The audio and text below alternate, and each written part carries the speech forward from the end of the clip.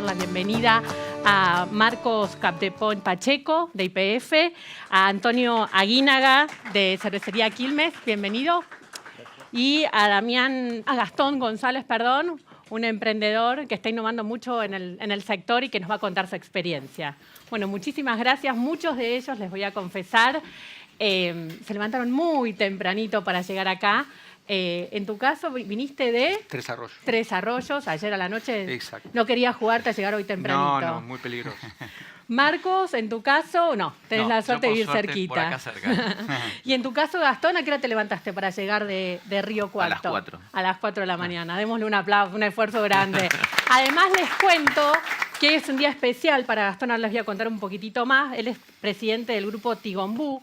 Es una compañía de servicios agropecuarios que está tomando fuerza en el camino de la agroindustria, pero hoy es un día especial.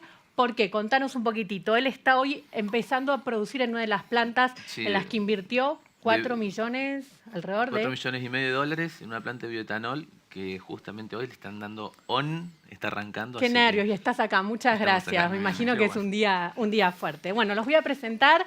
Antonio Aguínaga es gerente regional de investigación y desarrollo para la Argentina, Uruguay y Brasil de Cervecería y Maltería Quilmes, ingeniero agrónomo, recibido en la Universidad de La Plata, tiene un doctorado en agronomía. ¿Se puede decir que sos uno de los...? No, todavía estoy en camino. ¿Estás en camino? Está la tesis ahí en la parte trabajando. final. Mientras sí, desarrollás nuevas especies de cebada, en los breaks terminás la tesis. Marcos Capdepón Pacheco es gerente de negocios agro en YPF. Trabajás hace 20 años en la compañía. Me da un poco... innecesario el comentario, mucho, ¿no? Parece mucho, pero sí, efectivamente, con mucho orgullo, trabajar en una compañía como esta es empezar, cada vez que hay un cambio, empezar en una compañía nueva, así que es muy divertido. Y en tu caso, Gastón, bueno, lo comentábamos recién, emprendedor, tomaste las riendas de la empresa fundada por tu abuelo, después la siguió tu papá y vos ahora le estás dando una nueva impronta. Y sobre eso vamos a profundizar.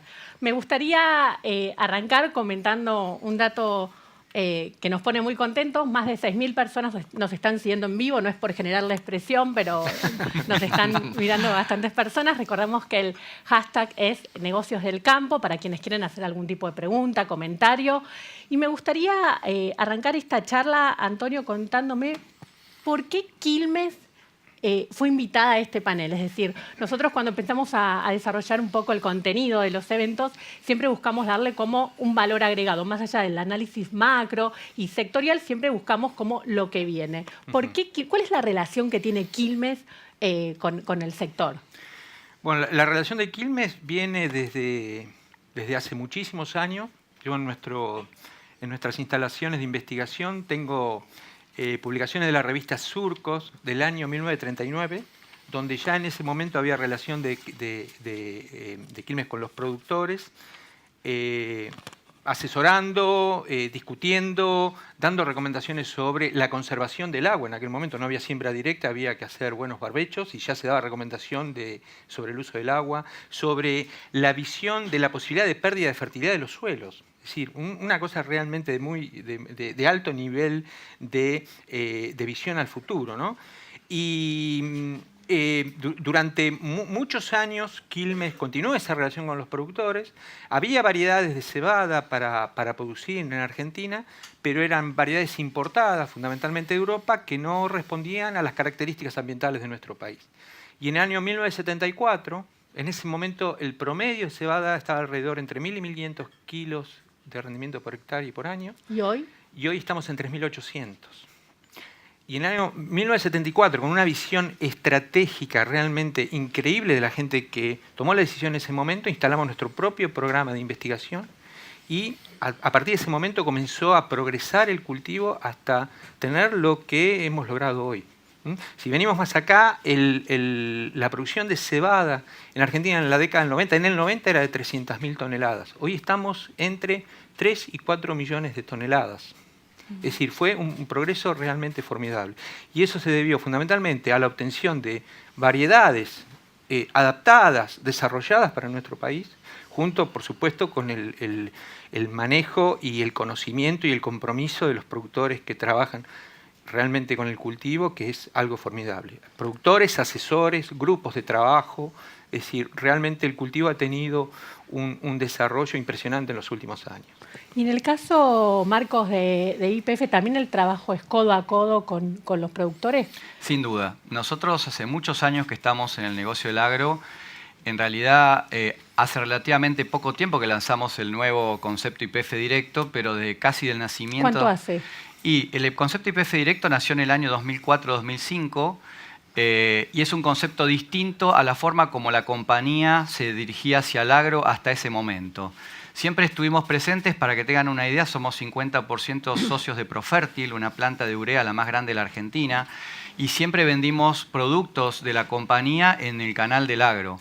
Sí, es cierto que en el año 2010 hubo una mirada mucho más estratégica de la compañía a un agro que iba a crecer fuertemente. Obviamente el agro es el motor de la Argentina y nosotros teníamos que buscar una forma de estar de una manera distinta, mucho más agresiva y quizás mucho más integrada. ¿Pero qué gana una compañía petrolera en meterse en este sector? ¿Por qué?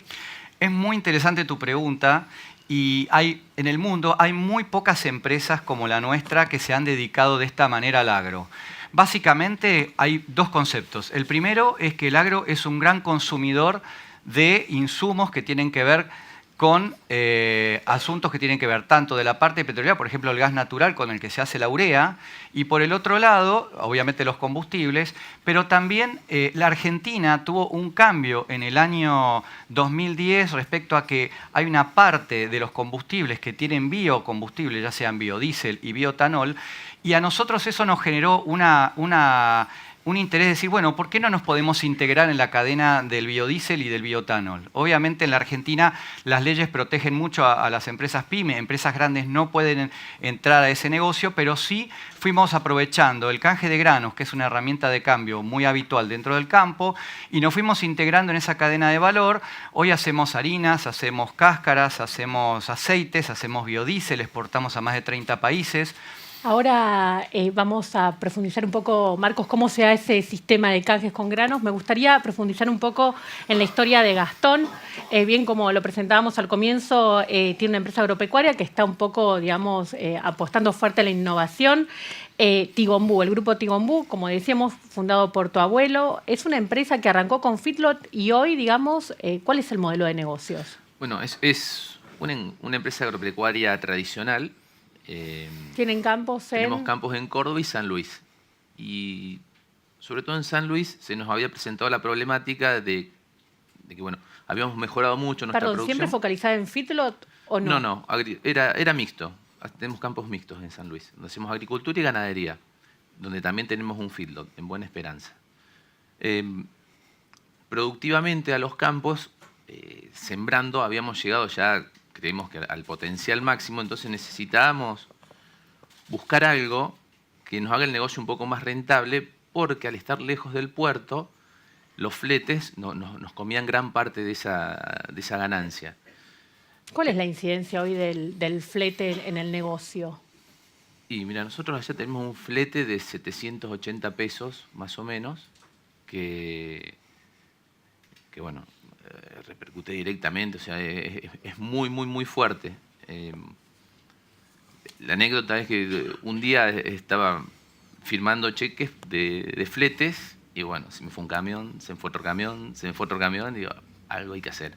Pensemos en qué podemos hacer para sacar más valor agregado en origen y estar evitando los fletes a puerto del cereal y también los fletes que teníamos de comprar los alimentos para el feedlot. Entonces de ahí surge hacer una planta de bioetanol. Hicimos la planta de bioetanol. Que es la que hoy está entrando en funcionamiento. Que es la que está entrando en funcionamiento hoy. Entonces hacemos esta planta de bioetanol que arranca hoy, gracias a Dios. Con eso metíamos la producción del campo ahí y teníamos nuestro alimento para el feedlot. Y a su vez teníamos bioetanol y aceite, que era lo que nos salía del campo. Y teníamos un ahorro muy grande de flete, porque cada más o menos 3 camiones de maíz que se van, nosotros hacemos uno de alcohol y eran 3 que teníamos que traer de Burlanda. Entonces son 6 fletes a 1 que ahorramos. Así que bueno, ahí teníamos ya un buen negocio en flete, teníamos el alcohol y teníamos la burlanda para el feedlot. También teníamos, cuando analizamos todo el negocio, vemos que también la planta de bioetanol nos consumía mucho gas, mucho GLP. No tenemos gas natural, entonces teníamos que tener GLP.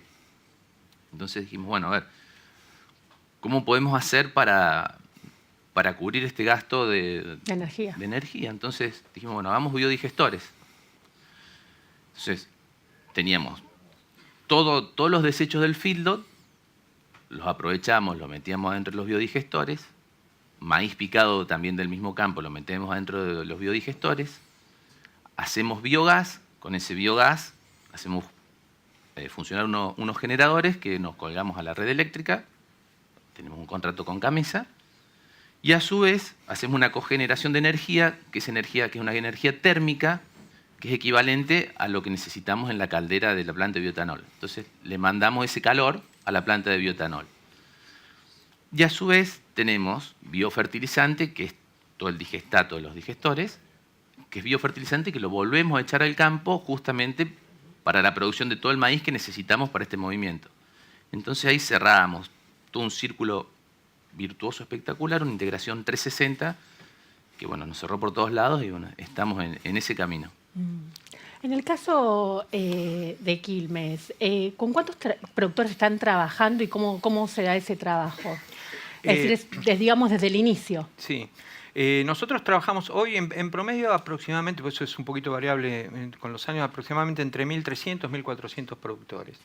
Quilmes tiene todo lo que nosotros llamamos producción verticalizada o también cadena de valor, que es desde la obtención de nuestras propias variedades, la multiplicación de semillas, es decir, producción de semilla y venta de semilla, producción de cebada, malta, que es el proceso malteo, es el proceso por el cual germina la cebada y luego se seca, luego la cervecería, y con eso tenemos un producto obtenido por nosotros en forma natural, desde el comienzo hasta el final.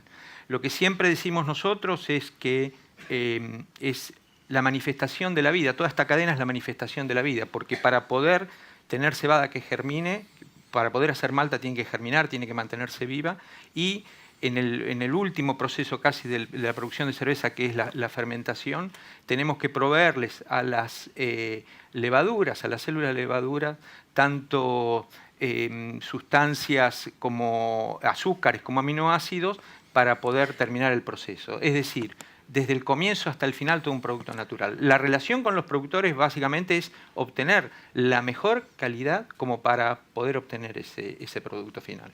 Antonio, ¿cómo está el negocio, la Argentina posicionada en el mundo, en el mercado de la cebada? ¿Es un producto de calidad? ¿Cuáles son las oportunidades que tiene de exportación? ¿Cuánto se exporta? Absolutamente. Nuestra compañía forma parte de una compañía global. De 640 millones de hectolitros que se producen a nivel global por la compañía, el 22% de la malta proviene de cebada hecha en Argentina.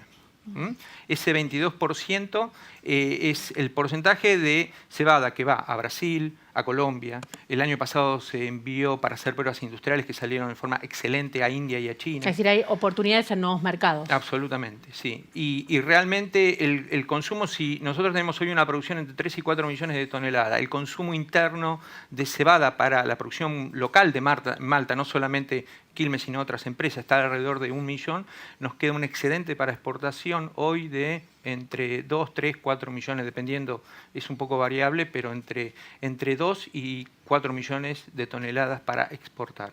No todo eso se exporta como cebada maltera, pero sí las variedades son malteras. También puede ser que se exporte con fines forrajeros. Marcos, planteabas el tema de el trabajo en conjunto con los productores en cuanto a canje de granos. Correcto. ¿Cómo se da este proceso? ¿Tienen centros de distribución? Es decir, bueno, a ver, el canje de granos es un tema habitual dentro del mercado agro. Normalmente el productor valoriza su capital de trabajo en función de la producción que genera. Entonces es muy habitual definir en toneladas de soja, en toneladas de trigo, en toneladas de maíz o lo que sea, la compra de los insumos para la campaña. y en esto, digamos, no hemos innovado demasiado porque es algo que se hace habitualmente en el mercado, pero sin duda tiene una facilidad para que de alguna manera hay una relación insumo-producto que el productor conoce muy bien y que entonces sabe en qué momento le conviene fijar ese capital de trabajo. Entonces, bueno, nosotros estamos potenciando esta herramienta y además es una herramienta que permite dar plazo, dar financiamiento. Eso te iba a preguntar, en un contexto macro tan complicado, ¿no? Tal vez con descubiertos tan altos que recién se planteaban en el panel del sector en números. ¿Cuál es la ventaja competitiva que le genera a un productor esta herramienta por parte de una compañía digamos, de primera línea, ¿no? Porque si bien existe la dinámica, es decir, hay pocas compañías que lo ofrecen de esta manera. Bueno, en realidad nosotros lo que hacemos en general es el forward de granos, que básicamente es fijar un volumen de granos y un volumen de negocio de insumos en dólares y fijarlo a 6 o 7 meses como para que el productor pueda tener esos insumos en el momento que los necesita y pueda pagar con el grano en el momento que cosecha.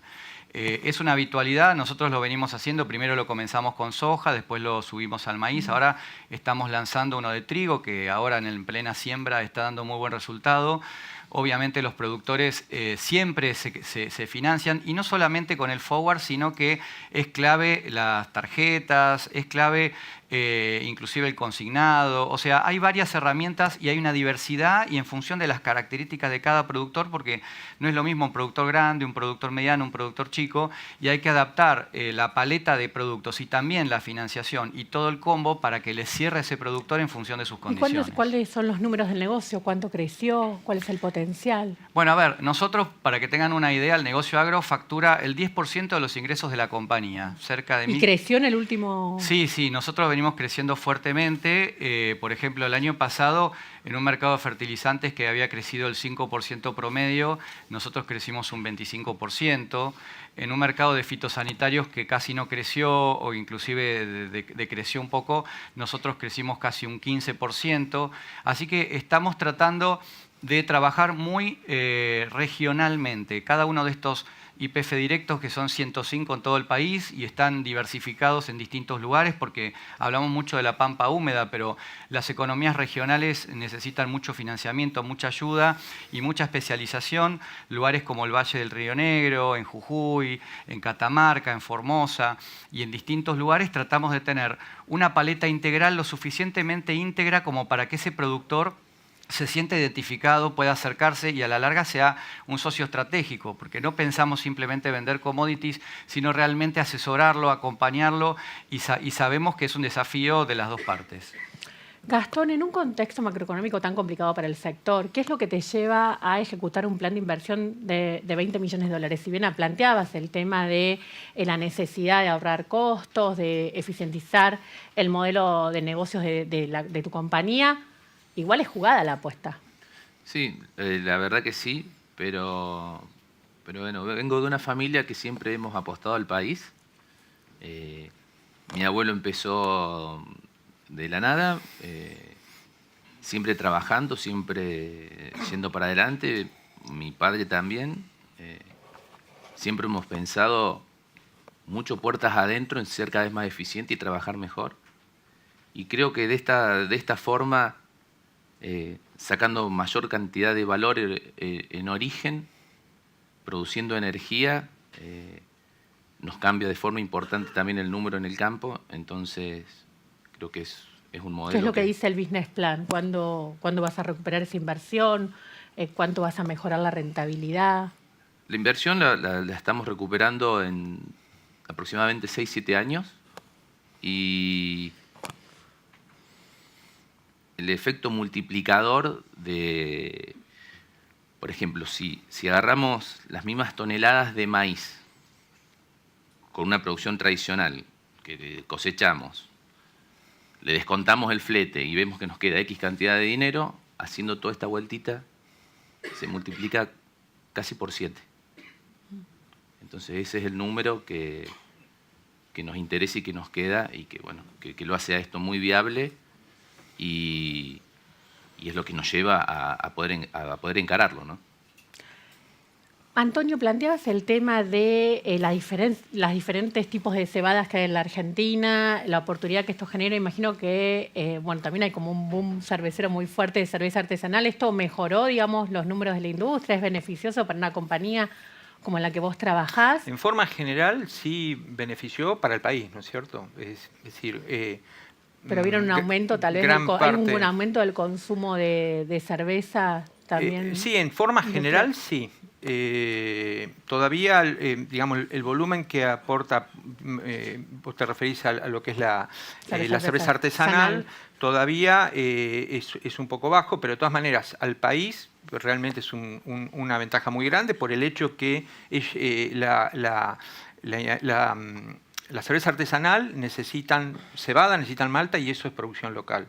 No nos olvidemos que en definitiva cuando un negocio, sea en este caso cervecero, crece, realmente es beneficioso para todo. Todo el mundo habla más de cerveza, todo el mundo entiende más. Así que ¿Y cómo se desarrolla una nueva variedad? Acá veo en tu bio que sos el responsable de variedades como Shakira. Explícame los nombres. Shakira, sí. Andrea, Daniel, como tienen nombre. ¿Vos sos el autor también de los nombres? ¿O no? En general ¿es por votación? Lo que hacemos es por votación. Nosotros votamos entre ¿Vos votaste los por el nombre de equipos. Shakira o no? Fuimos varios. Fuimos varios. Fíjate que todos tienen nombre de mujer, es decir, la cebada se asocia con lo femenino. Tema de género. Ahí no tenés problema de género. No, aparte, realmente los adoro.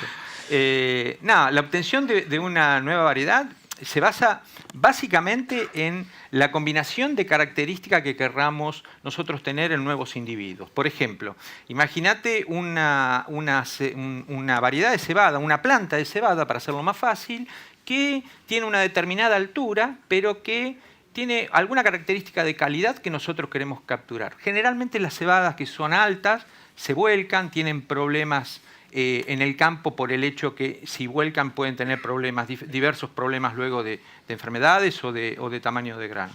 La cruzamos, es decir, usamos las flores de ambas, un proceso absolutamente natural, le damos la posibilidad de que la fecundación entre ellas con una planta de menor altura, pero que no tiene la característica que nosotros necesitamos.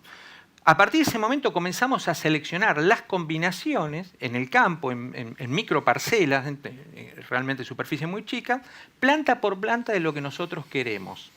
Y eso lleva un proceso, si es un proceso tradicional, lleva aproximadamente 6 generaciones. Hay otros métodos hoy que lo hacen más extenso, pero en definitiva lo más importante viene a partir de ahora. Yo tengo un nuevo individuo creado por nosotros con nuestros objetivos, por eso el primer paso para crear una variedad es plantearse los objetivos. Hoy, hablando de sustentabilidad, por ejemplo, estamos seleccionando nuevas variedades con el objetivo que sean más eficientes en el uso del agua. Por ejemplo, por cada milímetro de agua que reciben de la lluvia, produzcan mayor cantidad de grano. Y lo mismo por cada kilo de nitrógeno, por ejemplo. Es decir, eso es parte de nuestras metas de sustentabilidad. Es decir, yo tengo un objetivo personal y la compañía tiene un objetivo, en nuestro caso, en nuestro equipo, de tener 2 variedades resistentes a la sequía para el año 2025. ¿Y eso qué quiere decir? Que nosotros, lo que hoy todos los especialistas ven en cuanto al cambio climático, por ejemplo, que aparentemente van a intensificar los extremos, es decir, inundaciones o sequías, estamos trabajando para eso. Estamos trabajando para obtener variedades que sean resistentes a la inundación y resistentes a la sequía, siendo más eficientes fundamentalmente en el uso de agua. Bueno, pero todo eso hay que combinarlo con características de calidad, porque una vez que nosotros obtuvimos los nuevos individuos, hay que evaluarlos industrialmente. Primero a escala micro, en unas máquinas que se llaman micromalterías, que son, para que tengas idea, las muestras son de 400 gramos, cuando una planta de maltería cada producción es de 300, 400 toneladas. Entonces, eso a través de un riguroso sistema de lo que llamamos diseño experimental y análisis estadístico, seleccionamos las mejores también para la industria. Termina todo, ese prototipo que estamos haciendo, con una prueba piloto en cervecería y con una prueba industrial. Es decir, se multiplica esa semilla hasta poder tener volúmenes industriales y va a la cervecería y tiene 2 requisitos fundamentales. Primero, la nueva variedad no tiene que tener problemas de proceso, es decir, tienen que filtrar bien a la velocidad que nosotros queremos, tienen que fermentar bien, tiene que madurar en el tiempo que nosotros queremos. Y lo principal, la degustación. Con esa cerveza, un panel muy entrenado, un panel central de degustación, se hace una catación ciega y si detectan una diferencia, por ejemplo, Quilmes Clásica, detectan diferencia con el perfil de Quilmes Clásica, la variedad se rechaza. Ah, mira. Y nos ha pasado. ¿Vos formás parte de ese panel? No, que por ahí a las 10 de la mañana prueban cerveza. No. ¿Es así la dinámica? No, lamentablemente yo recibo el resultado y dice, no, mira, esto rinde bien, tiene buena resistencia, se comporta bien, pero el panel dice, no, esto es diferente al perfil de nuestra cerveza. Y bueno, con eso se trabajan con miles de progenies, es decir, miles y miles de parcelas que provienen de todos nuestros nuevos diseños y llegan al final muy pocas. Okay. Y al final se termina con una. Eso merecen estos nombres. Por eso es un homenaje femenino realmente muy importante. Bien. ¿Y cuáles son las oportunidades, Marcos, de negocios que genera, digamos, este trabajo conjunto con los productores? Bueno, en primer lugar es conocer la problemática que tiene cada productor. Creo que lo vimos muy claro con la explicación del clima que vimos recientemente. Cada vez más hay una diferencia climática a solo 50 kilómetros de distancia. Hemos visto secas impresionantes y inundaciones a muy pocas localidades de diferencia. Y esto hace que es clave conocer la problemática que cada productor tiene en su campo. Desde el tema de las plagas, las malezas resistentes, y también conocer un poco la expectativa del productor. Entonces, la intención nuestra es estar todo el año junto al productor, acompañarlo y principalmente brindarle soluciones técnicas a sus diversos problemas. Asesoramiento técnico, aplicación de cultivos.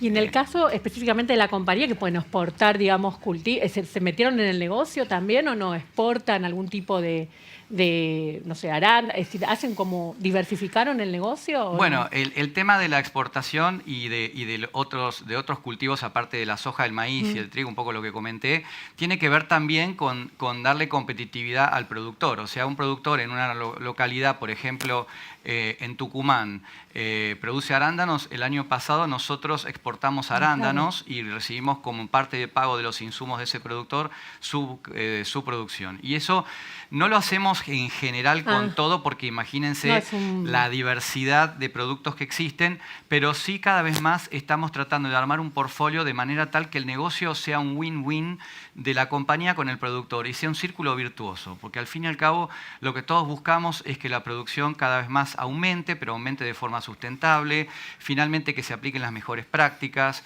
que el sistema sea transparente. Y eso es la función que tenemos dentro de este mercado. Y además está trabajando con el CONICET en una compañía. Sí, exactamente. Tenemos una compañía, se llama ITEC. Es una compañía fundada 50% por YPF, 50% por el CONICET. Básicamente es un grupo muy importante de investigadores que están dedicados a resolver los problemas técnicos y futuros de lo que le va a pasar a los distintos mercados en donde nosotros actuamos, desde el upstream, o sea, en los pozos, allá en Vaca Muerta, en las refinerías y en los negocios comerciales. Por ejemplo, en el agro tenemos todo un grupo de ingenieros agrónomos que están realizando investigaciones para productos biológicos, para fertilizantes inteligentes, y además hay muchas ideas que vienen quizás de un negocio como por ejemplo la minería, donde también estamos presentes, y que terminan siendo una aplicación de fertilizantes. O un producto que está en la refinería, por ejemplo, nosotros obviamente quitamos el azufre de las naftas y finalmente es un producto aplicado para la tierra. Entonces, el cross-selling y la inteligencia que se le pone a esto lo administra ITEC y realmente estamos viendo temas fantásticos. Muchísimas gracias. Al contrario. Bueno, lamentablemente gracias. no tenemos más tiempo, les agradecemos profundamente la participación en este panel. A ustedes los invitamos a un breve break. Tras este recreíto vamos a seguir analizando el sector, vamos a tener la mirada, vamos a poner la lupa en sectores como la carne, el sector lácteo, también vamos a hablar de tecnología, también el cierre estelar, donde José del Río va a hacer una entrevista con el ministro, que le va a preguntar todas esas cosas que le incomodan, porque la verdad es que el sector está en un proceso, si bien de cara al futuro las perspectivas son optimistas, atravesó una campaña muy complicada y vamos a hablar eso con el ministro Echeverría. Así que muchísimas gracias y un pequeño break y seguimos en un ratito.